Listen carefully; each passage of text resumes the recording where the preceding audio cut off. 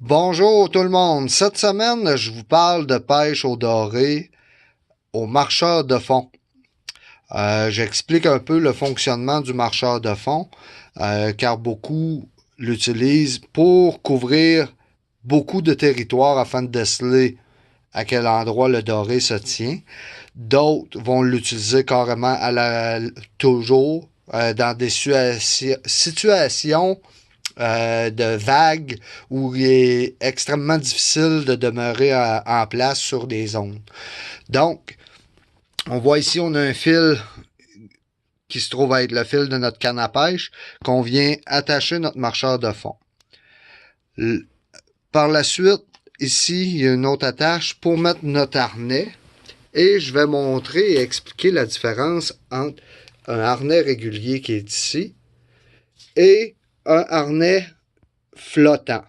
Le flottant se trouve à être juste ce petit morceau-là, qui est en fait un styromousse, qui est conçu pour faire relever vers le haut le ver de terre qui suit sur les deux hameçons, pour pas qu'il soit à côté dans le fond du lac. Parce que le doré, on le pêche le plus proche du fond, mais il faut toujours passer un peu en haut.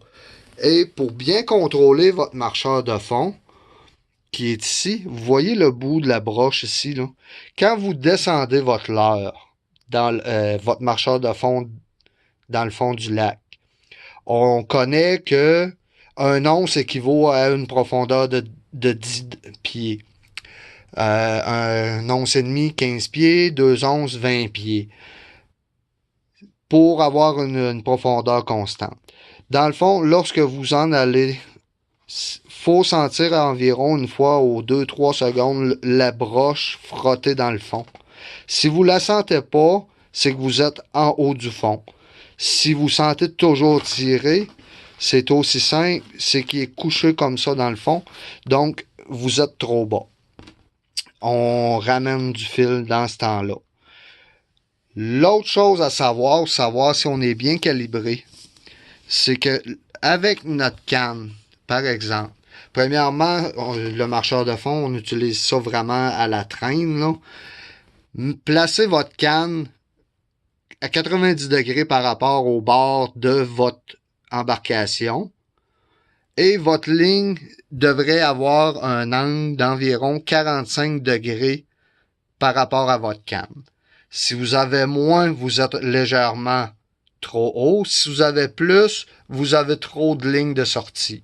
Donc, il faut toujours constamment s'ajuster pour de belles pêches.